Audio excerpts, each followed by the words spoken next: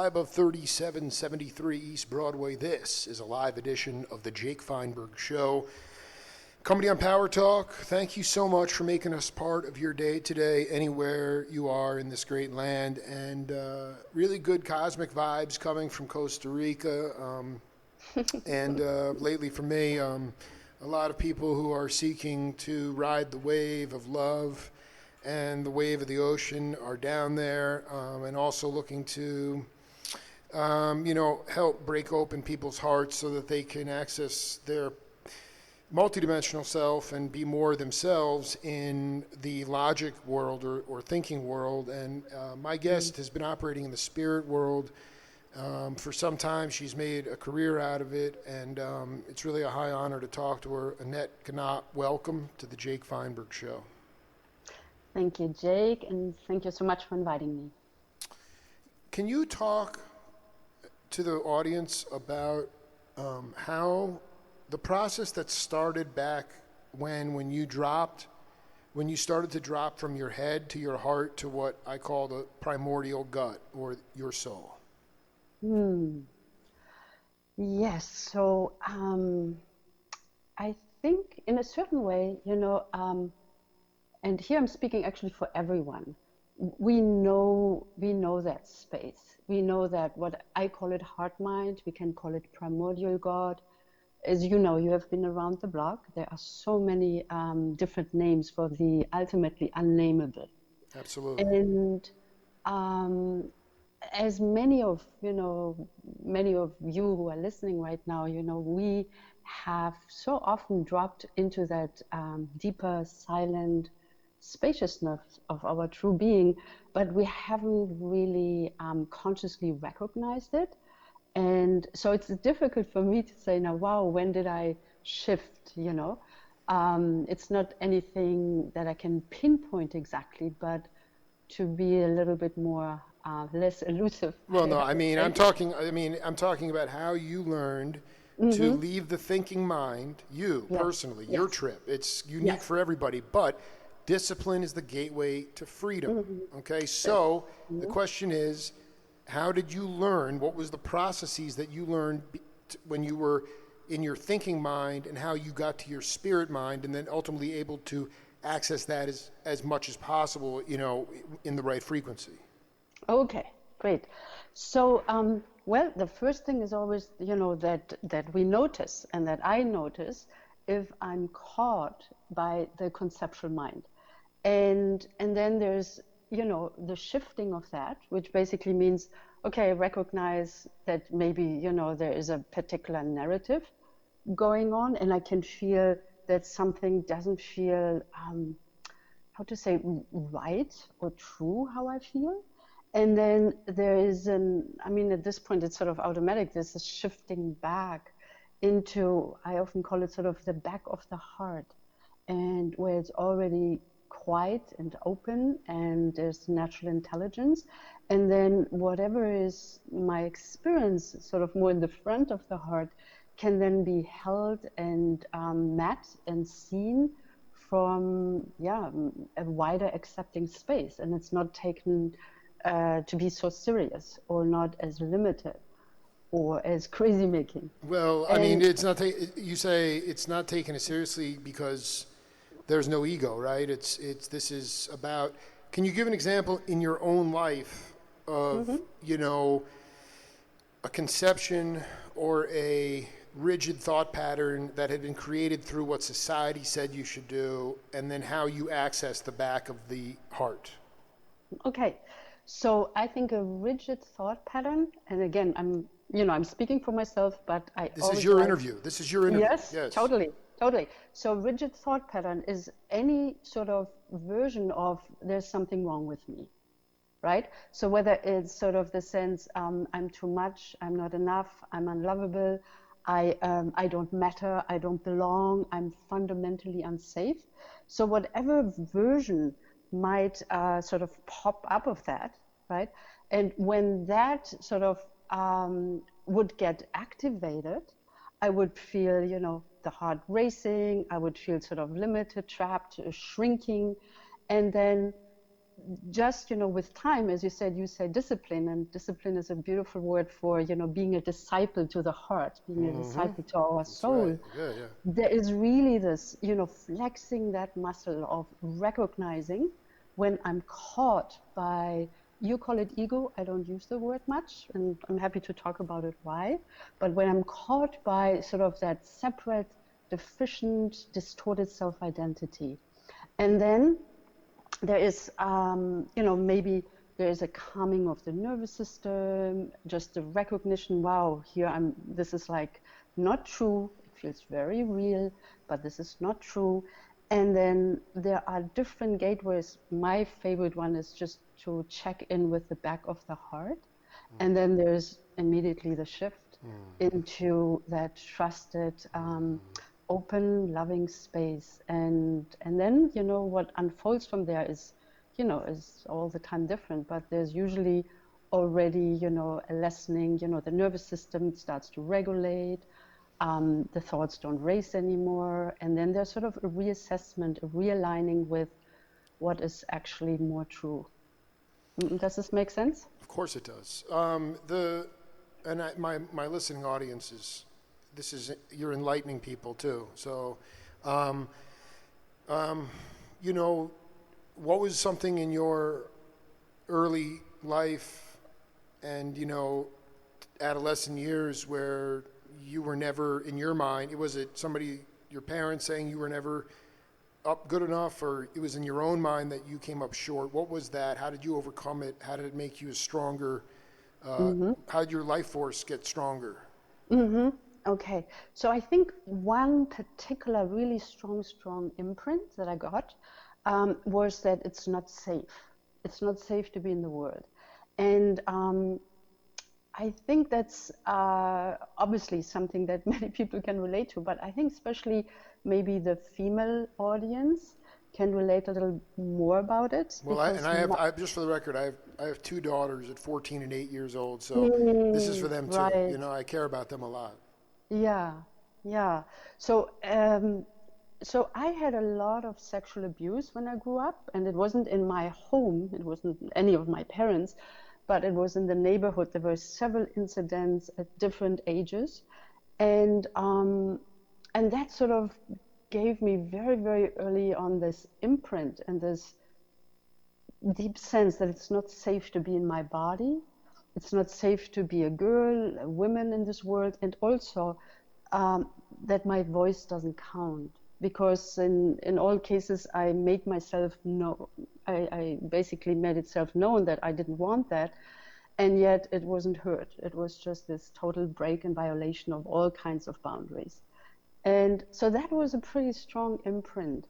And I had many others, lots of different hang-ups. So I mean, I just, for the record, I want to know that you were raped. At that point, not, but later, yes. I guess what I'm saying, you had these early experiences where you felt that you didn't have ownership of your own decisions in some kind of intimacy.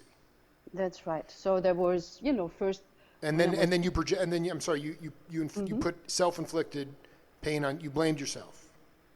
Yeah, that's usually what all kids do, right? We think that's there's something wrong with me, and especially in any types of sexual abuse.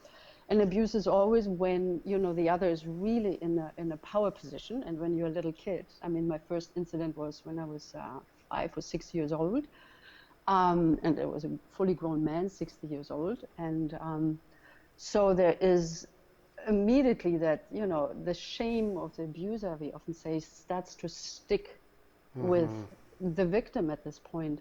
So you grow up with this deep shame, and there is an innate sense of something is not right, and that shameless action of the abuser really sticks to your energy field. And then what happens often with that is once our sexual boundaries have been violated, there's almost like our systems have been sexed up.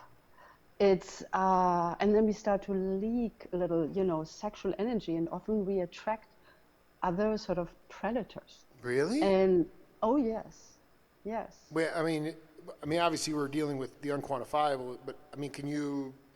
How does that feel? Even though you've been hurt by a certain archetypal some type of male.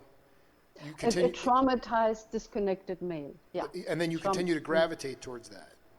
Not so much gravitate, but somehow because Wait a minute, I know what it is. You've never really had. You've been violated in so many ways, and you've been violated of having an understanding of a pure, loving relationship, mutual love relationship. I think it's two different things because mutual loving relationship, I think, requires a lot of maturity.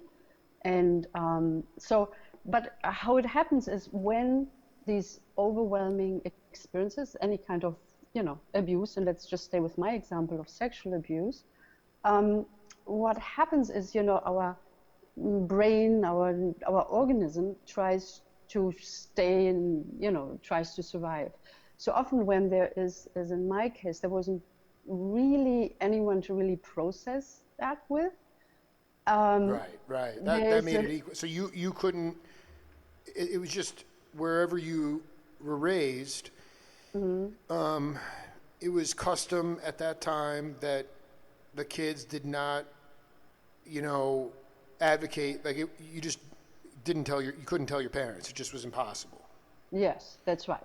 Because of the stature that they had in the community or this person had in the community, and that made it doubly worse because then, so you felt stigmatized by the whole thing. Bless you, my friend. I mean, I guess maybe I want you to talk to people because you're not alone, even though it feels like you're alone at the time. Mm-hmm. I want you to talk about how you overcame the shame and the guilt and found your true nature. Right. So I think all these different incidents and all kinds of different sufferings sort of really urged sort of a deep longing, and there was so much confusion and pain. And so there was from early on this longing, this curiosity, and this questioning: is this really it? Can this be it? Who am I really? So the seeker is born, and first, I think when we first discover that quieter space at the back of the heart, when what you called, the primordial God, there's first. I say, you know what I said? You know what I said? I said gut. G-U-T. Like your primordial gut. Gut, primordial gut, not primordial God, no. Access your primordial gut. Yes. Okay, great. So once we discovered, as there's first like this sense of liberation. Annette, also, I want to tell you something. I actually am, you say, you think I know stuff. I am a blind monk falling into grace, so don't assume I know anything. Okay. Okay? I think you do, but anyway. No, there's just certain frequencies that I'm on that allow me to, but I maybe it's just that I'm living the experience that you are describing. Okay. So, so I think, once we discover that quite a substratum of our reality, that soft, infinite openness at the back of our heart, there's first, a sense of big relief. There's a release, of the many beliefs, that sense of contracted self. And then there's sort of like a gradually catching up with many of our unresolved issues from the past.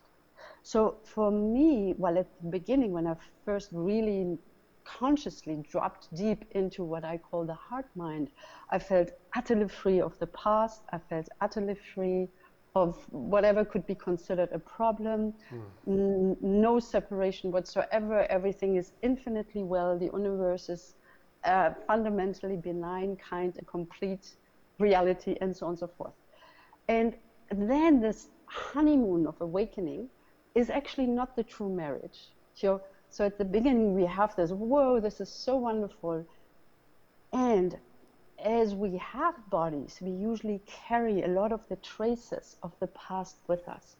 And in my own experience and in the work I do with clients over, almost, I don't know how long, nearly 2 decades. Wow. I notice that we need also have a methodology, a way of emptying out, undoing, these old traces of trauma, of disconnect.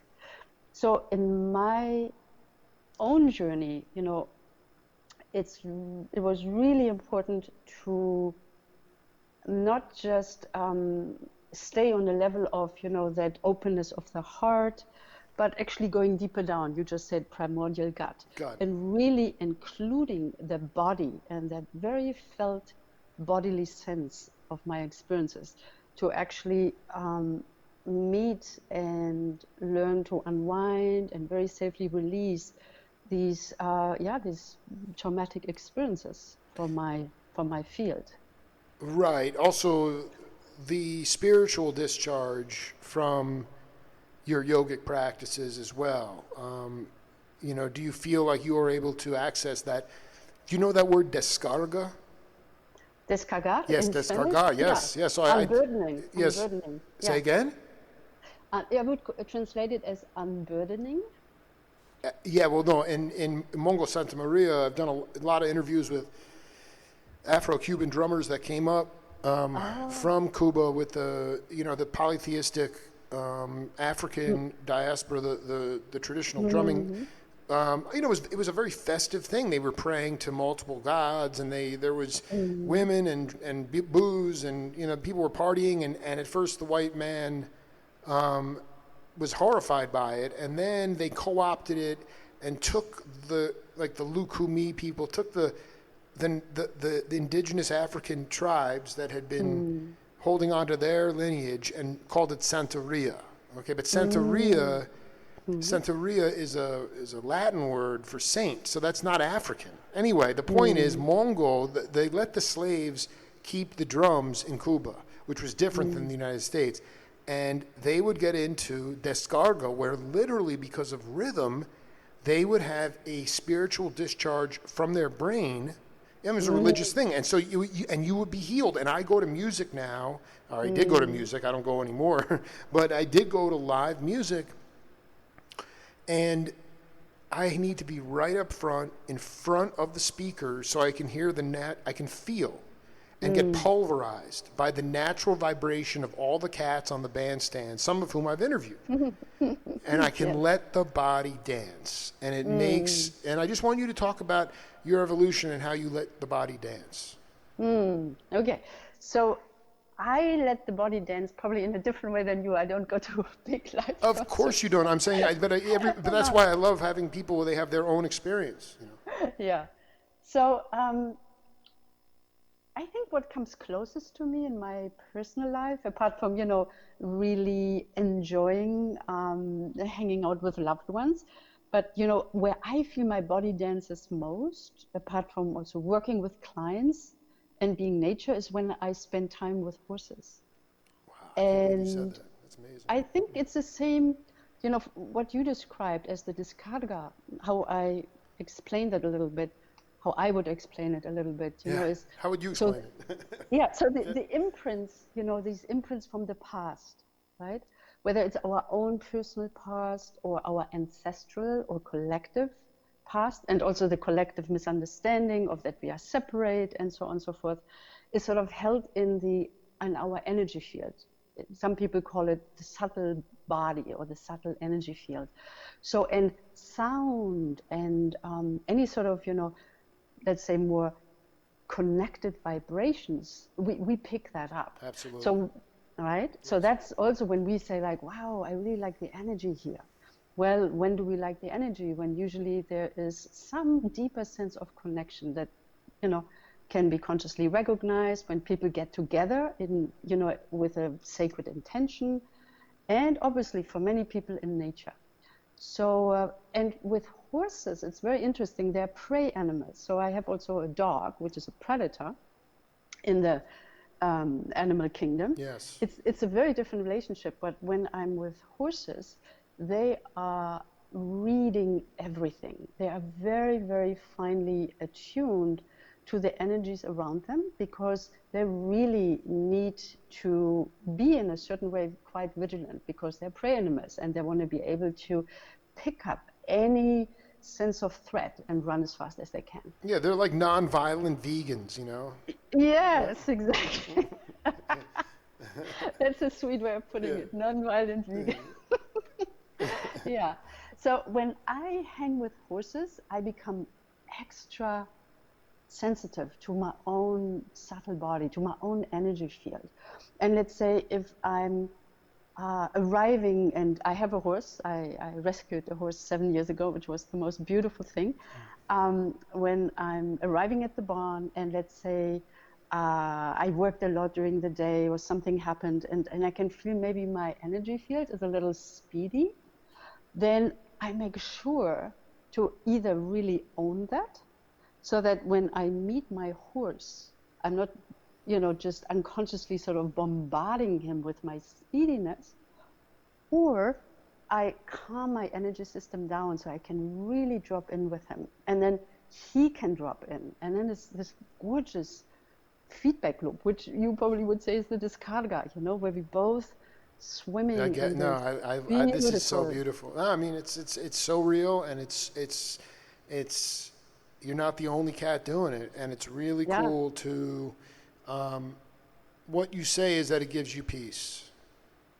Oh, yeah, and more than that, it's not just peace, because we both, my horse and I, we drop then into the peace. Yeah, I mean, language is a But it's funny thing. also I use a lot of words. Don't. Just take it where you want to go.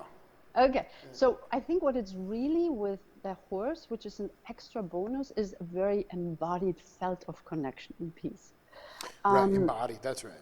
Yeah, and that is something that has been very interesting in my journey, because where I would hang out, let's say 20 years ago, people would meditate and would have deep insights, but it was all quite disembodied. And it was all like, oh, the peace, it's almost like you lift up and out of your body and being very dissociated from the world, which for me, that's not genuine spirituality. It's not about, I often call it Scotty beam me up, from Star Trek Enterprise. Yeah, I'm in the Intergalactic, but I didn't watch that show once. Okay, I grew up with this in Germany when I was a kid. No, So no. Believe me, it was pop culture. I was just so out of the mainstream, and it was actually a little bit over my head. Like I said, I know nothing. yeah, lucky. So, but basically, when I say Scotty beam me up, it was, Oh, when they were in trouble. beam me up. Yeah. I've heard that That's right. before. Yeah. Yeah. So it's basically, oh my God, this is painful, this is difficult, please get me out of here, right? So, which is understandable. That's the first journey of spirit, to find the peace that is untouched by the follies of the world and so on and so forth. But eventually, after that honeymoon here, come back, we need to return back to the world. We bring the gold down from the mountain. And that is very much, how can I be in a embodied and respectful sense of connection with everything and everyone? Well, Annette, we have a game on this program called Name That Voice. I don't expect you to know who this is, but pay attention to the content, and then we'll come back and discuss it. Okay. I mean, the reality is like everyone's rhythm of a healthy sexual relationship is going to be really different. I think, I'm in the middle of a sexuality course right now, and one of the teaching one, and a demand toward some outcome, toward some usually strong climb to whatever our conception of climax is, some preconception of what it is to actually engage in sex.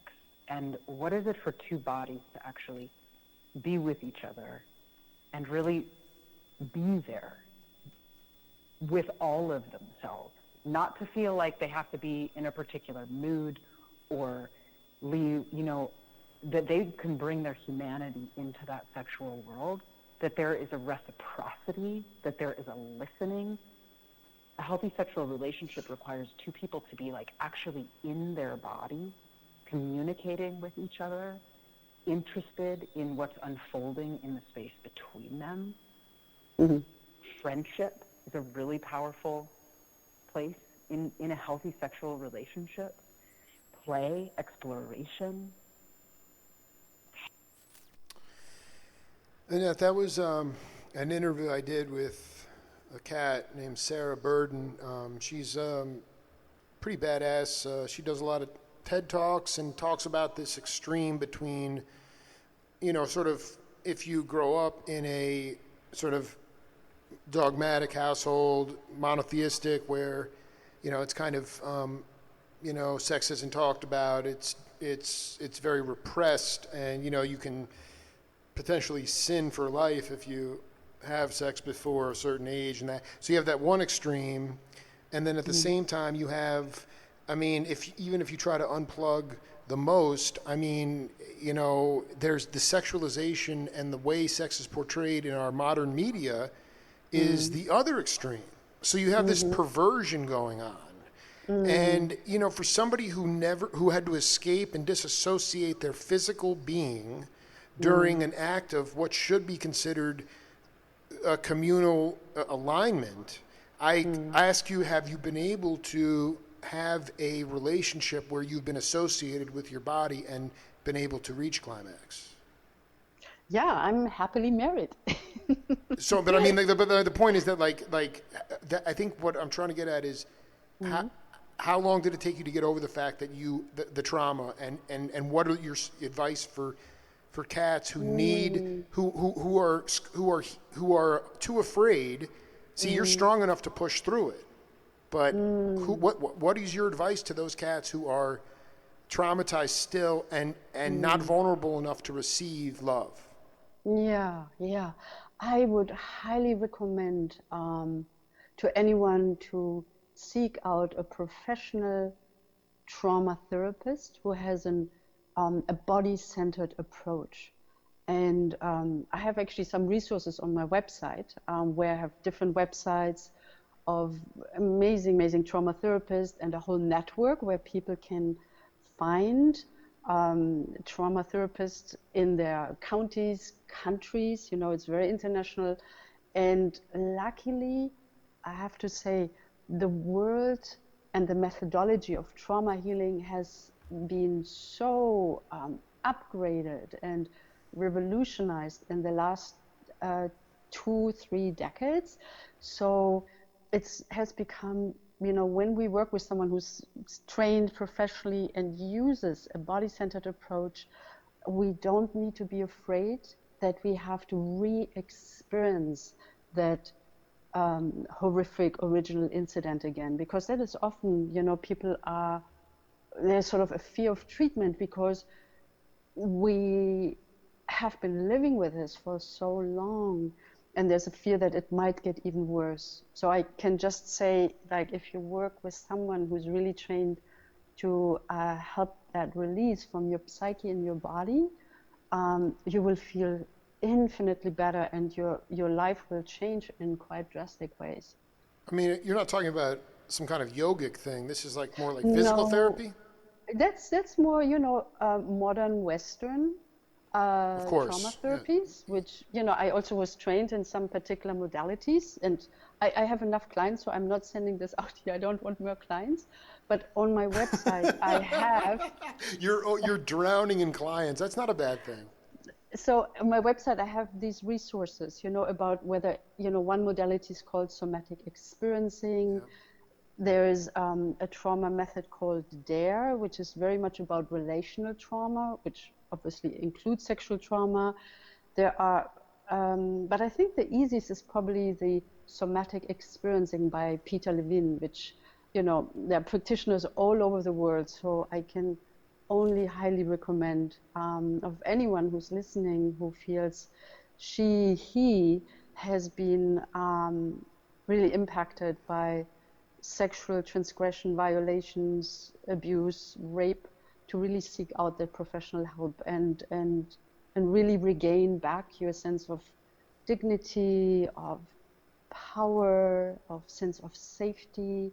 And the truth is, in order to really connect on, you mentioned at the beginning the multidimensional self. I really like that.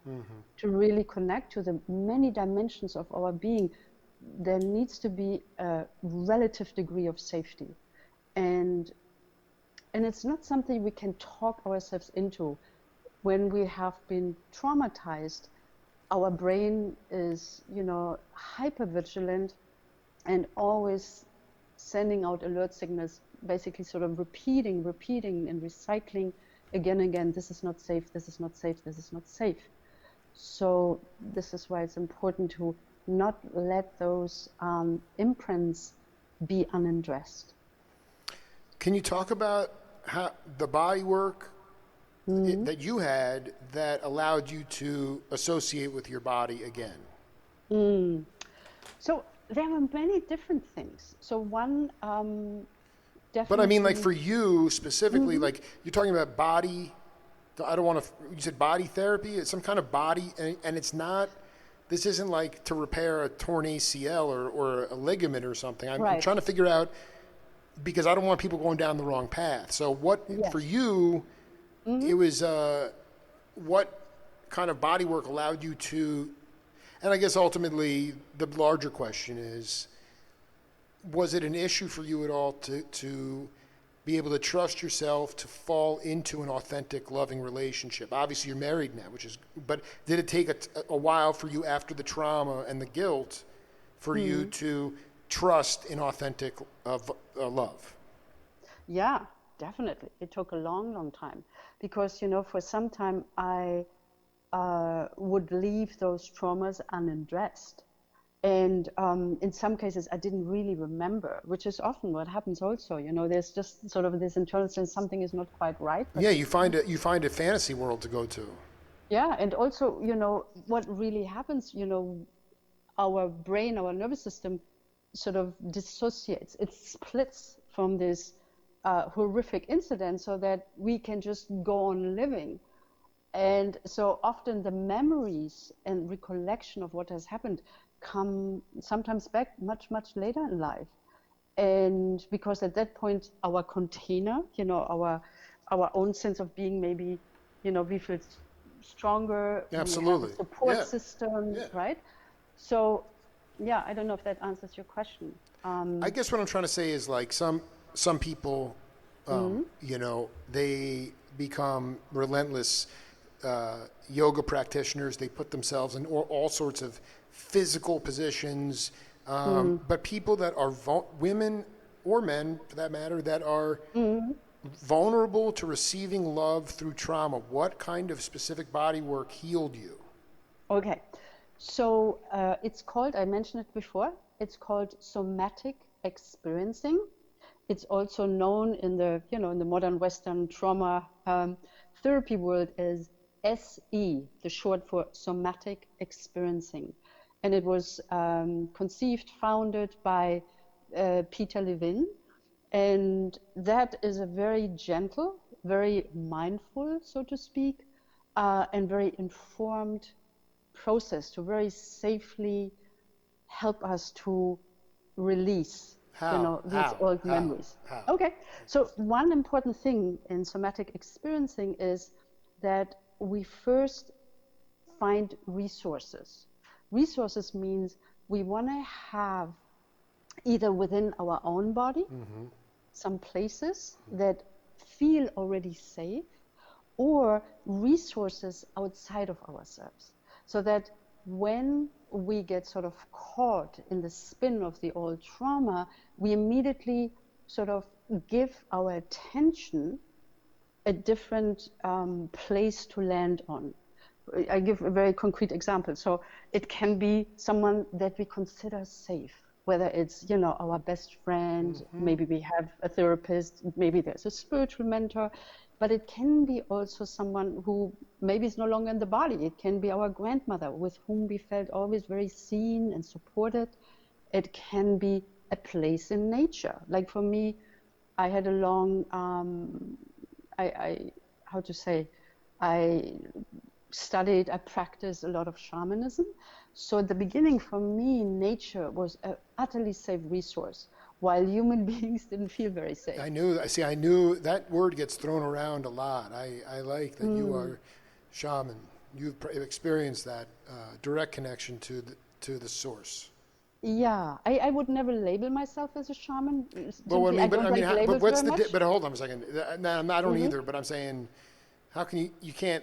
What's the fine line between practicing shamanism and being a shaman? I mean, if you felt it and it went through you from the heavens, then you have that ability to feel that. Right, okay. But here's an important point for me why I work with many people who have profound experiences and really know nature as a source of wisdom and as a source of healing. But they sort of get hung up, yeah, but well, I really need to learn from this shaman.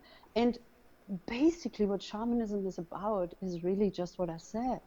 It's also seeing that all of reality is imbued with sacredness and that nature is a powerful source of healing, of wisdom, of awakening.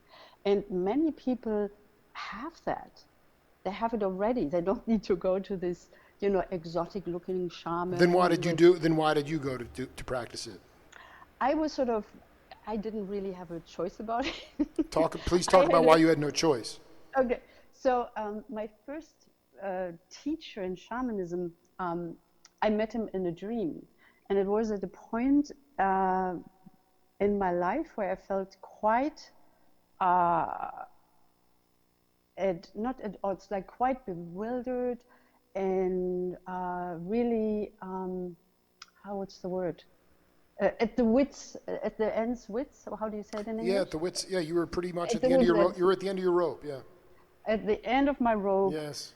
The meditation didn't help, the yoga practice didn't help, and so on and so forth. And I had so much upset energy in my system and panic and crying fists. And one night I went also to a normal talk therapist at this point, but nothing helped.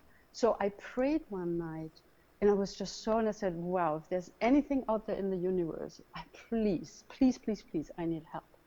And that very first night I had this, and that very same night I had this dream where I was standing on a really tall mountain, and it was all vast expanse sky around me, and then a Tibetan monk appeared. Wow. And we bowed down to each other, he handed me 2 books, and then we bowed again, and then he disappeared. And when I woke up, I was so bewildered. I didn't know what was real, the bed I was sleeping in, or was it, it felt more real, the dream. Absolutely. The dreaming state than the waking that's state. always the way it is, yeah. And and then a few days later, my landlord at that time, I was living in Amsterdam, said to me, wow, I just got this call from this Tibetan Buddhist center in town, and they are looking for a place because this important teacher, a Rinpoche, is coming to town, and the original accommodation fell through. So they wanted to know from me if we have some space to rent. And she sort of mumbled on, and I don't know who gave them our phone, and I just heard Tibetan, and my hair stood up, of course. And I said, so what did you say? And she said, well, I told them yes. And so a few days later, this Tibetan teacher moved into the apartment below me, and to not go too long into the story, after some time I took the courage and I knocked on his door. And originally I thought, well, I just asked him if he needs something. I didn't know from where he was coming. Can I do shopping for him? I'm going to the groceries. How old is he? Store anyhow. How old is he? How old was he then? Well, I was in my beginning 30s, and he was probably somewhere 40, beginning 40s or something. Continue, please. Yes, please, continue. Yeah. And then it was really funny. I really just wanted to do shopping for him, and he said, no, I come with you. And we started to talk, and very quickly, we were talking about what we call in Tibetan Buddhism Dharma, so the teachings of truth. And then after a few days, he was very open, very genuine, and I could feel, wow, this is a really fine teacher. I mustered the courage to tell him that I felt really besieged by these very upset energies, and my yoga didn't work, and the therapy didn't work, and the meditation really, from time to time would help, but I just didn't know what to do anymore. And then he invited me then to come to his teachings, which took place a few days later. And it was a week-long program on Tibetan. They don't call it shamanism, but that's the word we know in the West, on Tibetan shamanism, and basically the 5 Is there elements. a Sanskrit word, or is there a word? Well, how the Tibetans would call it. I mean, because that's it's important. Like, coming from the source of Tibet, if they don't have a word for shaman. Well, they call it. It's an intrinsic part of the Bon culture. And But I mean, in any Mandarin Chinese word, or you don't know? No, there's it's from the Bon tradition. Every Bon practitioner, and Bon is the oldest form of spirituality in Tibet. How do you spell that? B-O-N. Bon. Yes, that's right. And it's pre-Buddhist. However, their teachings, they have 3 different levels of teaching. There's the shamanic level, where we see nature and use nature in the 5 elements as a source of healing and wisdom. And then there's the level of tantra, which is not what in the West people think. It's not about sexuality. I mean, it can include that, but it's basically using yogic movement, breath, visualization practices to transform our, upset energies. And then there's what is called the Dzogchen level, which is basically a level of, let's call it meditation, and the path of where we recognize that reality essentially is already complete and whole, and we learn to relate to reality from that underlying wholeness.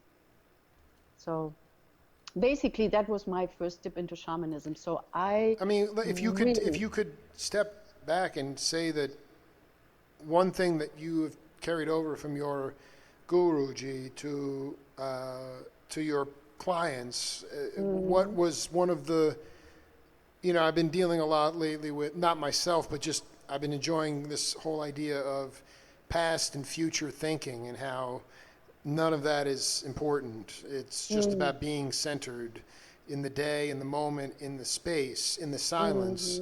Easier said than done. But what wisdom did he give you that essence has stayed with you as a teacher? I don't know if would you want me to guide through a little nature meditation? It would take 5 minutes so that people have actually a little taste of that. Yeah, go ahead. Because that is what I learned. Go ahead. So this is one of the practices I learned. So let's take the earth element of earth. So if you want to close your eyes, and you don't need to change anything. You don't need to have a different experience right now. Just sort of like letting yourself feel that physical presence of your body.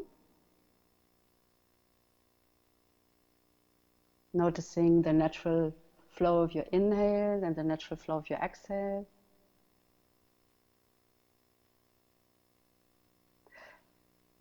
And then allow an image to arise in front of your inner eye that symbolizes or represents maybe earth element.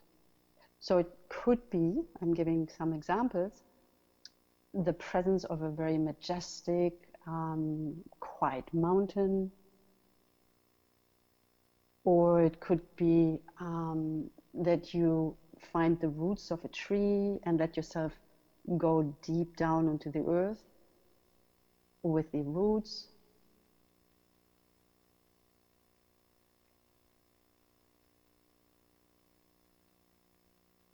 And allow whatever image is there for you representing earth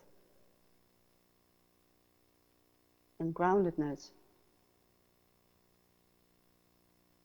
to bring you to a more bodily felt experience of what that evokes in you. So if you have the image of a mountain, maybe you feel that the mountain exudes a quieter, calm presence. Or if there's a sense of, if you're more with the earth underneath, there's maybe a sense of nourishment or stability. And whatever quality that is, allowing yourself to really savor that for a moment. Letting your body, your brain be held or a little bit more permeated by that healing quality.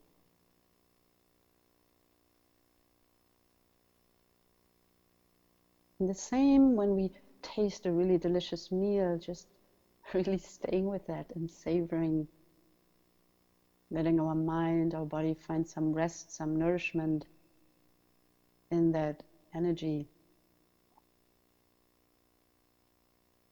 And letting go of all images right now.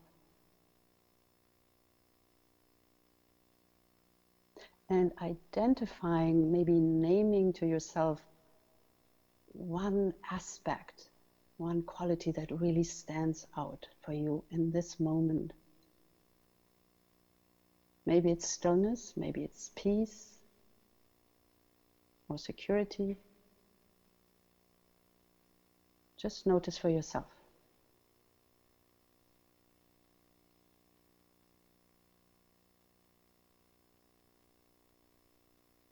And see if you can find that this aspect, whether it's, again, stillness, non-reactivity, is actually not just an energy that comes and goes, but at the most subtle level, an aspect of your own deeper being.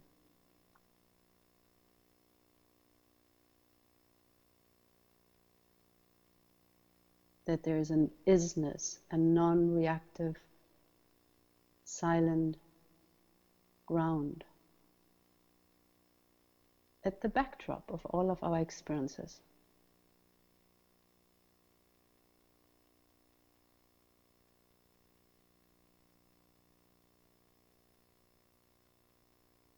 And then we can slowly shift gears a little bit again and just notice again your physical presence, the natural flow of your breath.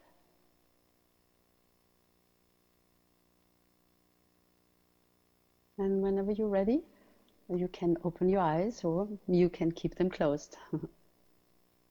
So, thank you so much for that. I mean, that entire time, I just express gratitude, and also I will use this as my mantra when I need to drop into the primordial gut. And Annette, I have one more voice to play for you, and then we come back.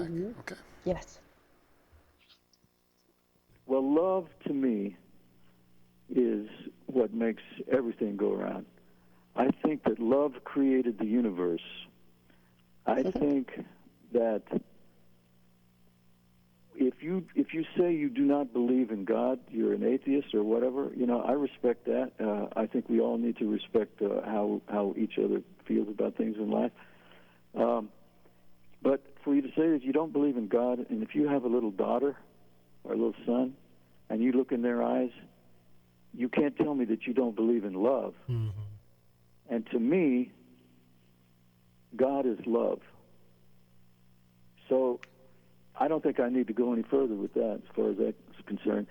And I also believe that, and especially at this time in the world, of what's going on out there in the world, it's just insane. And we need to hold on to love. We need to hold on to what love is. We need to realize that there's a heavy struggle going on in the world, and I don't think any of us really understand.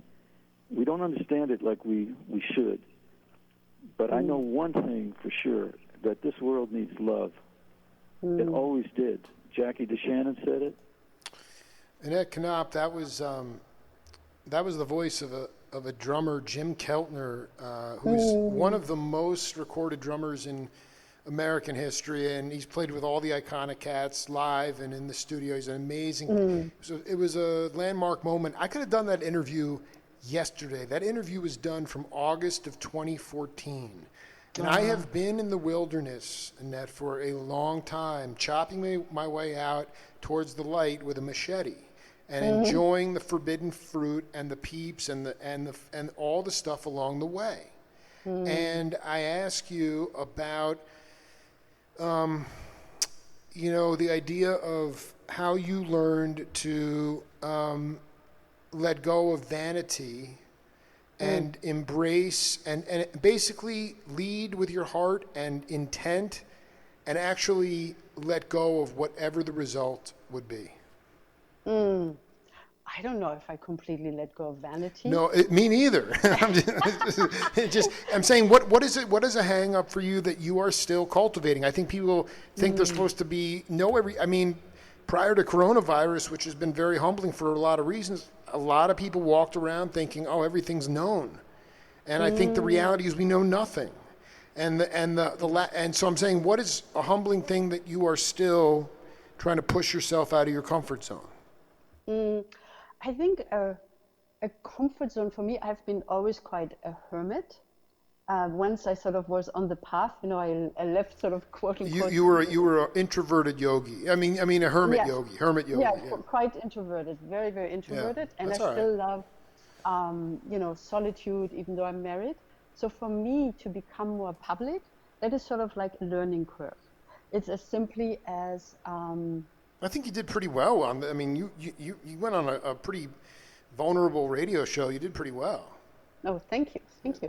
Yeah. That's sort of like a learning curve for me. So is it more about believing in what you're saying, or No. are you self-conscious about what are you hung up about?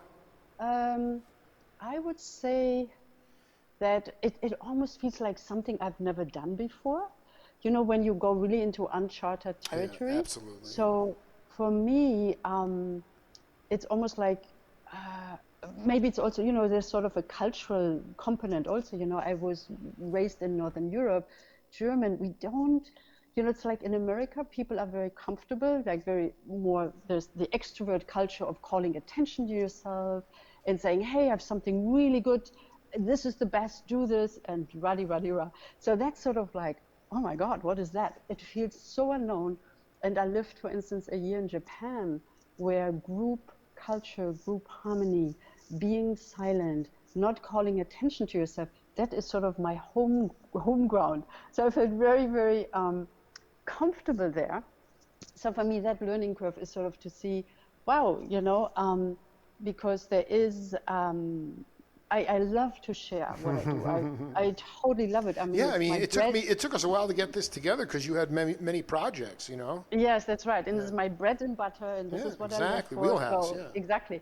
So that's my learning curve, to come more out of the hermit crab shell. Well, good for you. I think, okay, I'm just going to lay it down here. You were raised in Northern Europe. Okay, and you've alluded a couple of times, and rightfully so, to the American perception of things, American perception of yoga, American perception of all types of tantra and things like that are totally misunderstood and things like that. Okay, and we seem so. Me and you are operating on a certain frequency, and there's a lot of people that would scoff at us because they don't know how to feel. They don't know how to tap into their emotions, and they live at a stereotypical level of what you're describing, right, about how we perceive these things. But yet you yourself live, again, our president has treated you terribly, but you choose to live in the United States, even though it's Costa Rica. So why, if we are so unenlightened, in this misunderstanding of how it's perceived in pop culture, then why do you choose to live here? Oh, I didn't. Oh, no. That was. It's not even a pejorative thing. I'm saying I'm just saying, wouldn't you be better off? Although I will say that I've met some cats from Costa Rica, and they're really channeling a good frequency. But people still, even musicians. Even the musicians I've interviewed for the last 10 years, they made their they made their money. Their music was consumed in Japan and Europe, but they chose to live here. Even though Black American music, some people call that jazz, has never been recognized in this country, right? So I'm just trying to say, like, not that you look down on anybody. I'm not saying that, but I've heard it many times. Well, the Western perception of wouldn't there be a more enlightened place for you?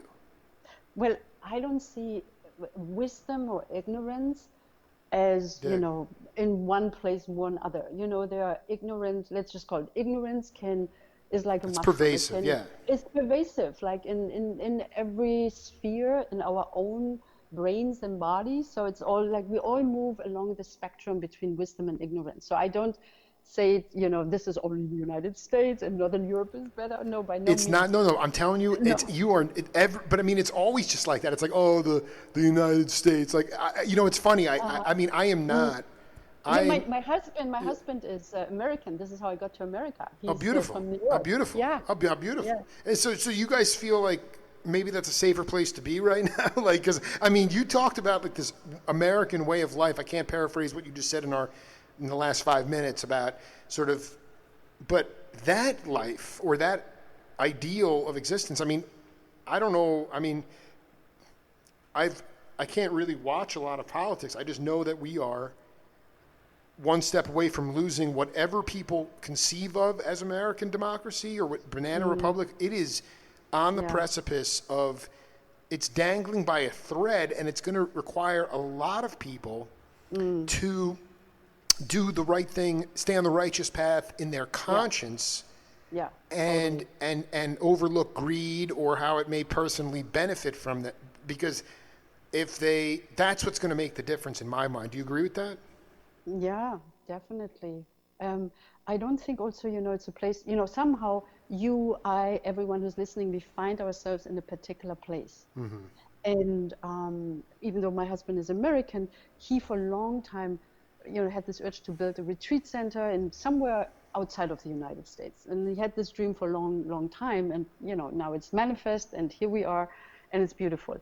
But wherever we are, and this is really important, we have the capacity, we have the possibility as human beings to tap into something deeper within us, whether we call it love, a deeper sense of connection.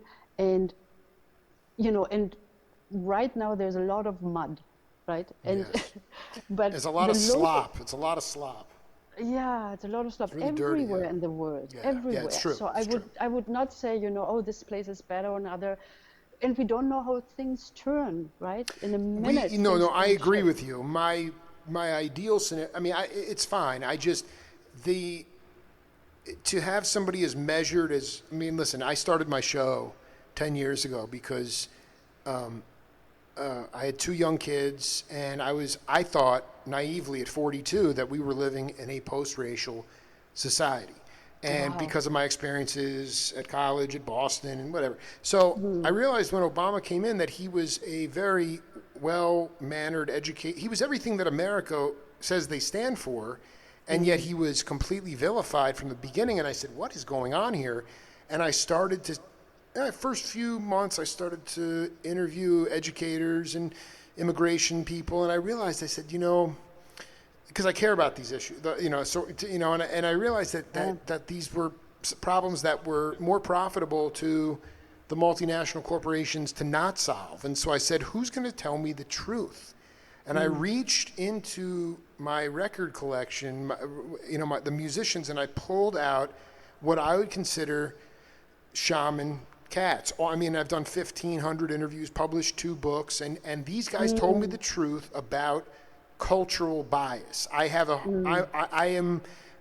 hung up on, I don't get hung up on words, but the one word racism, I believe, because I've been operating in the spirit world for so long, that we are all one human race, and that there's cultural bias within regional communities all over the world. There's racism, but I don't know about that term.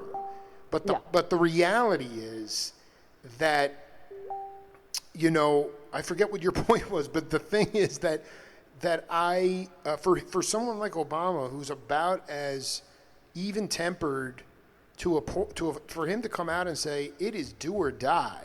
We've never had that in this, in the, I mean, yeah, we fought the Civil War. I'm sure it was very bleak, but, you know, you still, I mean, who knows what was going on, what kind of, you know, but the point is that we've had other trying times. We've never had an autocrat. We've never had a president that every other living president is not supporting. That's very scary. Yeah, it is. So it's different now, but I wonder if, before I let you hop, I just, you know, if you know, what is your inspiration? Because people try, especially my parents' generation, sometimes they try to look at the macro issues and say, you know, they get all worked up about things they have no control over. Yet you can affect positive change in your world every day. Like me and you did it now. And for anybody who missed it, when it goes up as a podcast, it's going to make people smile. It's going to make people's hearts beat. It's going to allow people to motivate them to drop into their primordial gut. So we've already done, and I just want you to talk about affecting positive change in your world.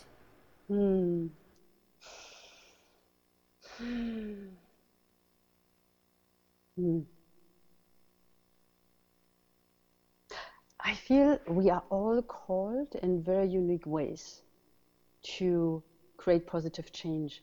So for me, it's, you know, sharing more the deepest dimension of being. For you, it's sort of spreading the message through interviews and staying curious and being very publicly out there. Well, I would say this. I would say that my role is to shine a light on the unsung heroes that are inspiring people every day like you. Yeah, so I don't think there's one way, but an important way is really what leads us to feel more connected to ourselves and to others, and what are actions that create that sense of connection, whether it's reaching out to the neighbor that, you know, right now in the pandemic we see has probably no one who helps her to do the grocery shopping. There's just so many little small acts. It doesn't take the big, huge action. So I think we need to scale back a little bit. Can you give an example of a meaningful action that is not like grandiose, or because people they quit because they're like, oh, that is not going to do anything. Can you talk about making the smallest difference and how? Because I mean, I've shot the moon a lot on this show and hit the moon. You know, I've you know, I mean, like, and I'm just doing a streaming internet podcast. I mean, I've built it into a cottage industry, but like, it is possible for anybody to affect positive change. Yes. Okay. So the most simple thing is our ability to listen, and to maybe next time when someone says something that we disagree with, instead of getting all riled up about it, saying, you know, if this is really a person sitting with us, we say, wow, that's interesting. I hear, and you know, I hear, and there's even the question, how did you come to this? Because I have a different experience, and I love to tell you about mine in a couple of moments, but I want to understand more. From where are you coming? And I think that's sort of trying to find the common ground. And well, I think also this is a word that I feel like in order to hear somebody, I mean, you can hear what somebody's saying, but are you listening? To me, if you're listening, like in this interview, I've sort of, just because of the frequencies, there have been times where I've been laser focused on every word you've said, and there are other times where, like, just through your patterns of speech, I've been sort of, you know, just like entering samadhi or something, you know, or just entering like some other passageway. And, you know, it's about, the word is respect. It's respect for the other person, so that you actually have respect enough to want to be curious enough to know why they are feeling a certain way. And the more and more that we look down on people, or people that are different than us, or we subhumanize, I mean, that's the thing, they were dehumanizing completely Obama. I mean, they made him subhuman. I mean, the whole thing was he wasn't born in this country. So there's a sinister, like, thing in, and I know, like, I just think that my job at this time is to have people come to my tribe. It's an exclusive tribe, but it's one to raise the consciousness of people around the world so that they can open their hearts and be themselves. And it takes a lot of good teachers who can articulate this stuff, which is hard to do, but you do very well. And I mean, you know, it's musical healers, but it's also people that are just in that are doing serious healing work that are authentic. They've overcome. That's the other problem. It's a disease right now, and it's a fever that part of the population has. We have a cult. We've built a cult in this country, and there's no public policy or reasoning that's going to work. And so I just worry, regardless, moving forward, how to break. In the past, you look at other cults, and it's never ended well. And this is what this is. It's not logical. Donald Trump is not a man of the people. He's a total con artist. He's broken every law. So these people are saying, we want to break the laws. The system, there's a grievance factor. And it is important for people like you to make sure that even when you come into contact with people who have grievance and their heart isn't open, that you try to open their hearts, because it will have profound it will affect the frequencies all over and raise the ultimate vibration, my friend. Yeah. I'm sorry, I just went on a little riff there, but yeah, Annette, you are just. Just one final question. How did you learn to get out of your own way and become a conduit for the divine? Well, slowly, steadily chipping away. And that's really it, staying persistent. What are the habitual nature things that keep, because it's a lifelong journey, but Right. what are the things that you had to smooth out? Because I bump up against my habitual nature all the time. Yeah. People that are in positions like yourselves, I believe, when they attain a certain quote unquote power, some of them will be horrified by it. Someone like Krishnadas, for instance, and he'll go to India and yell at his deceased guru to make him fix this problem that women were coming on to him, and he was gaining all this attention, and people wanted to chant with him. And it was all this, indulging of all the things that we talk about. But that's not what the guru's path is. And so the question really is, when you attain power, how do you learn to give it all away and not take advantage of that assumed power? Okay, okay. The power that you mean is sort of the power that other people project onto you. Yes. Yes. So I was very, very hurt by someone who abused his power terribly. So I got my teaching right from the start. It was a spiritual teacher who had an utter lack of integrity and was, using. This seems to be a crisis in the community, actually. Yeah, It's not uncommon. I'm really sorry, it's not uncommon. But I feel like those people are they're not genuinely enlightened cats if they're taking advantage of their power. You know what I'm saying? Well, I don't even use the word enlightenment. I don't know what the word. Whatever. They're frauds. Sure. They're frauds. Yeah. Well, the thing is, I think here's the important piece. So at this point, I see whatever is happening. I have two options. I can sort of stay in the poison, or I learn to make medicine out of it. So for me, making medicine out of the poison, from back then, was to also see like, wow, how did I even got there? How was he able to take advantage of my devotion and my trust and so on and so forth? And then also working through the greed. Yeah. So you were beating yourself up for being hoodwinked, so to speak. Yes, that's right. And so I think whatever we encounter, there's the option of how can we transmute this actually into something that repairs the world, leaves the world in a better place, whether, we grew up in an abusive environment, whether, we were completely betrayed by, an investment broker. I don't know, the many things that happen in this world. And how can we use this as a learning experience and also to basically learn what to not repeat, because everything is a teacher. And we have teachers and teachings that are inspiring, that are uplifting, supportive, empowering, illuminating. And then there are the teachers that teach us, who teach us what not to repeat. And You and learn I what think, not to do. yeah, what not to do. And I think they're equally important.